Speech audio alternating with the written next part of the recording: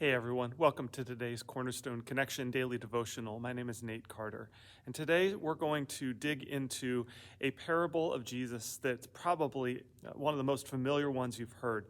But as I read it to you, I want to encourage you not to kind of let your eyes glaze over, because we're going to focus on a different part than probably perhaps you've focused on before.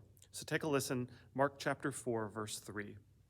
Jesus says, "Listen, a farmer went out to plant some seed. As he scattered it across his field, some of the seed fell on a footpath, and the birds came and ate it. Other seed fell on shallow soil with underlying rock. The seed sprouted quickly because the soil was shallow, but the plant soon wilted under the hot sun, and since it didn't have deep roots, it died. Other seed fell among thorns that grew up and choked out the tender plants, so they produced no grain. Still other seeds fell on fertile soil, and they sprouted, grew, and produced a crop that was 30, 60, and even 100 times as much as had been planted."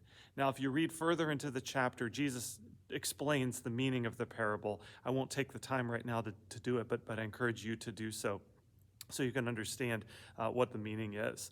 Now, one of the typical things that we do with a parable like this is, at Sunday school class, I can remember them saying, "Now, which kind of soil are you?" Or "Which kind of soil do you tend to be?" And you kind of analyze yourself and figure out, and that's not what I'm going to do here. I've been dealing with someone in my life recently that is someone that I've poured into spiritually, probably more than almost anyone else in my life. And I've been really discouraged recently because this person, as it turns out, is the one that didn't have deep roots, and the hot sun has caused the person's faith to die, to wilt and to die. And this is someone that I've been beside, I've walked through, we've had hard conversations, I've encouraged, and over again has decided to walk away from the faith, and that's where this person is now.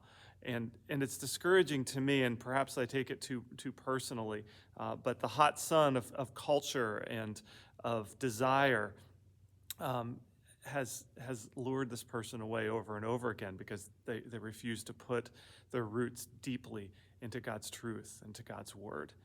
But here's the thing, and here's what I want to focus on, that perhaps we don't focus on nearly as much. We focus on the 4 different kinds of soil, but we forget to focus on the very first thing that Jesus said.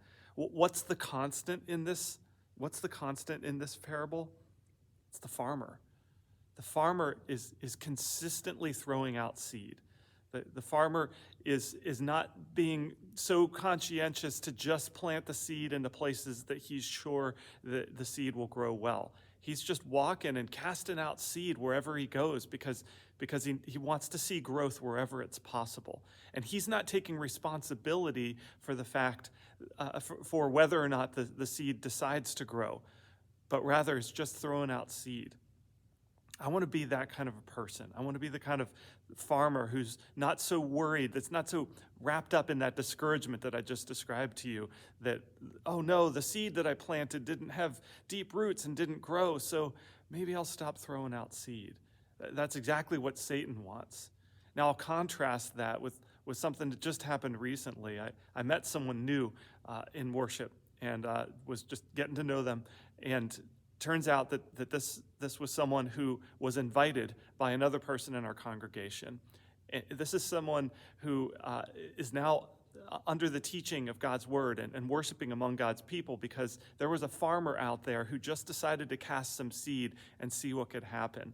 And I know the person that invited him, and this person is someone who's just constantly throwing out seed because he wants to see growth. And turns out that he's seeing the kind of growth that's 30, 60, and even 100 times as much has been planted. Friends, we're all farmers. We all have seed that has been entrusted to us. And I take this probably as much as any of you would, because I need to be encouraged to continually throw out that seed. So let's spread the seed of the gospel and allow God to take care of the growth. As we finish today, I want to remind you, men, that the No Regrets Conference is coming up this Saturday.